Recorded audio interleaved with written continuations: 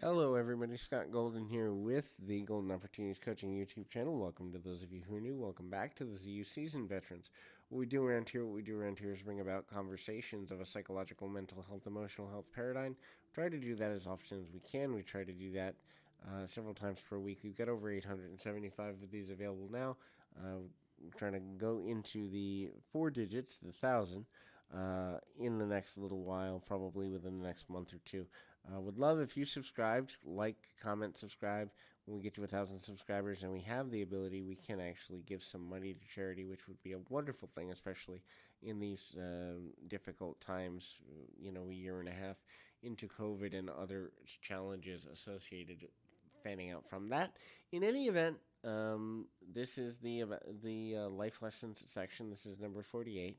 If you're new and would like coaching, life, relationship, business, behavioral modification and change, habit change, and all that good stuff, please feel free to reach out at PO Perception on Twitter and or in the About Me section of this YouTube channel. Either one will get you in contact with me or a member of my team, and we can make the world a better place one day, one moment at a time.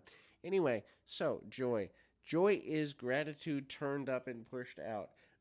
Life is really exciting, even in the difficult times. If you think about it, we are on this planet at a very unique time in history. There's a lot of things to enjoy. There's a lot of things to embrace. There's a lot of things that are good about the world.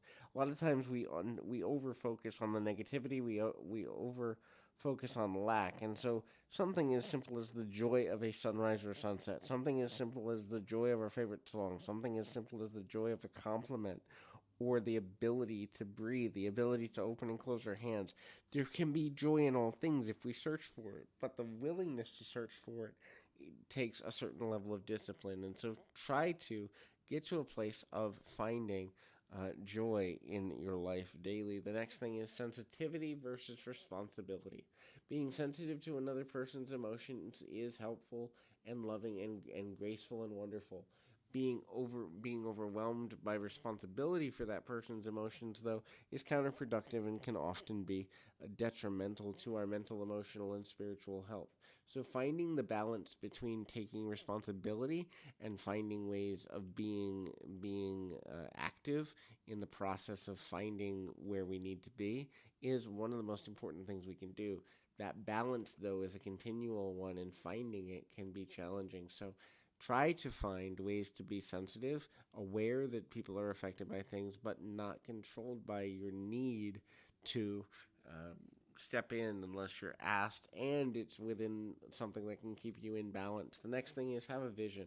Have a vision for everything in your life. Have an understanding and a motivating factor over why you're doing what you're doing and how you can use that. Having that vision can help you to get to a place that matters. Also understand that you only have control over one thing in your life, and that's the power of choices and the actions you take. You don't have control over other people. You don't have control over circumstances or outcomes. You don't have control over the weather, but you do have control over how you respond. When you begin to understand the value of the control you have over your responsibility and the center of your mind as a way to control where your mind goes, the focus it has, the meaning you give things, and the actions you take, then you begin to understand how to make life work for you. The inner mastery of emotions is one of the most important things you can do. Emotions are indicators, nothing more, nothing less. They have value, but don't overvalue them. When we overvalue emotions, we often get trapped up in the idea of this is how I feel, therefore this is how I should behave.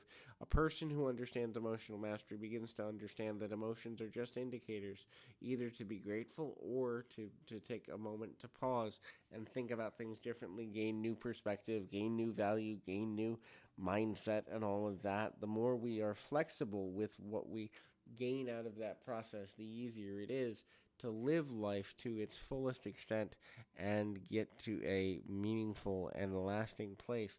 It doesn't mean we know everything, certainly not. Doesn't mean we ever will know everything, certainly not. But the ability to evolve, grow, and continue to push forward past what we understand, past what we think we should do or might do or ought to do is valuable, and we begin to do that continually and get to a healthy and empowered place. So hopefully this is helpful. I encourage you to keep your feet on the ground, your mind in the moment. Until next time, everybody.